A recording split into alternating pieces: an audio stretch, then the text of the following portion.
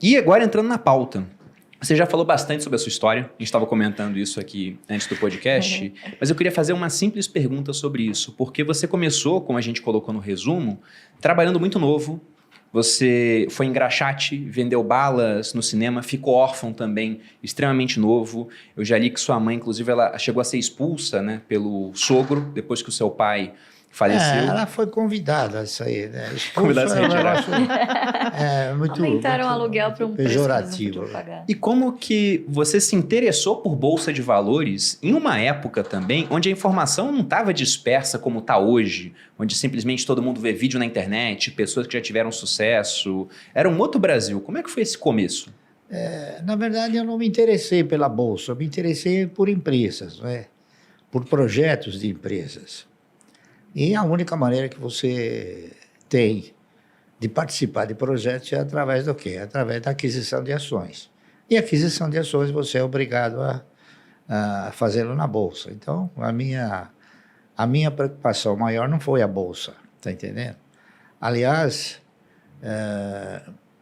muitas vezes me perguntam, Márcio, o que você acha do mercado? Eu falo, eu não acho nada. Sabe por quê? Porque eu não tenho ações do mercado. Eu tenho ações de empresas. O que você acha da Bolsa? Eu não tenho ações da Bolsa, eu tenho ações de empresas. Então, se você quiser debater sobre as empresas, sobre as quais eu tenho posições, a gente vai debater. Sobre o mercado é muito difícil, né?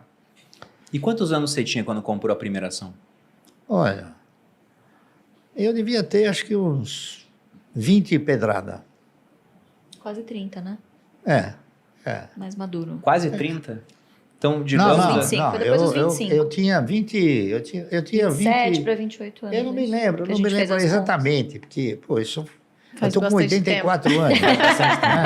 E eu não me lembro o dia, a hora, o momento, né? Eu me lembro que eu comprei, né? Você lembra mais ou menos o ano? Olha, foi por volta de 1967, foi um pouquinho antes Já era o disso aí, período do governo militar, então. período militar. Porque o que eu acho interessante, né? A gente não vai colocar exatamente a idade, mas entre 25 e 30, pegando aqui o que a Louise falou, que de vez em quando eu recebo o pessoal perguntando se está muito tarde para começar. Nossa, estou com 30 anos, não comecei a investir em ações. O pessoal pega o exemplo, até o seu, por exemplo, que começou a investir com 14 anos, ou o Buffett, quando ele fala lá fora que comprou as primeiras ações com 10 anos, inclusive fala até que ele estava desperdiçando a vida antes. Então, lógico que começar antes é sempre muito melhor. Mas você não começou investindo logo de cara. Então, você trabalhou um tempo até descobrir sabe o investimento em acontece? empresas. A maioria do cidadão brasileiro, ele desconhece o efeito multiplicador que existe em você adquirir ações. Então, ele desconhece a perspectiva de ganho que tem nas ações. Então, se ele começa com 30, ele já vai achar que ele está velho demais. Não está, entendendo? O ganho em ações é uma coisa que ele é imprevisível, entendeu? Então, você sendo bem orientado, não há dúvida nenhuma que você vai ganhar, você vai ser muito melhor beneficiado do que qualquer outra aplicação.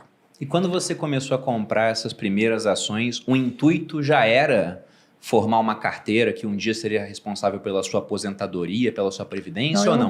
Eu pensei no seguinte, em 1970, 71, foi uma época em que a economia passou a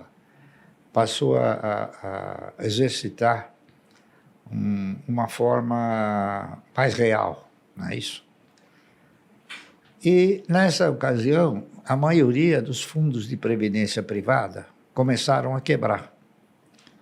Então, inúmeros fundos que ainda hoje se comenta, né, que eram fundos particulares. Era Pereira Barreto, Providence, Montepio da Família Militar, GBOX, uma série deles, né? Então, eu comecei a ficar, assim, eu diria até preocupado, né? Se os fundos de previdência privada quebraram, até que ponto uma previdência sustentada pelo Estado poderia me proporcionar uma renda mensal digna, não é isso? No futuro. Então, eu comecei a pensar no futuro. E pensando no futuro, eu fui avaliando o quê? Fui avaliando as oportunidades que se ofereciam na época, não é isso? Que era letra de câmbio, o RTM, a RTP, bônus rotativo, tinha uma série de aplicações, não é isso? E tinha também ações que você participava no projeto de empresas, não é isso? Então, eu fui fazendo avaliações e cheguei numa conclusão de que seria talvez um pouco difícil, não é isso? A Previdência proporcionar um retorno. Então, eu fui buscar uma outra fonte de previdência, uma outra fonte.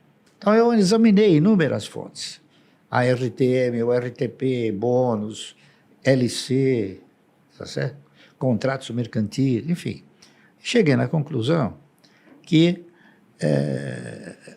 as ações, elas ostentavam e reuniam condições, se você tivesse a participação em bons projetos, em projetos de empresas futuristas, de você estar assemelhado com a postura do controlador ou dos maiores acionistas. Então, eu comecei a fazer o quê? Um estudo mais profundo de algumas ações de empresas que pudessem garantir ao longo de um período, não é isso? Longo, essa condição, a condição de te proporcionar uma renda mensal. Então, eu comecei a analisar com bastante profundidade, não é isso? E acabei fazendo o trabalho daquela que eu interpretava ser a empresa que melhor poderia suprir um projeto de 30 anos. Por quê?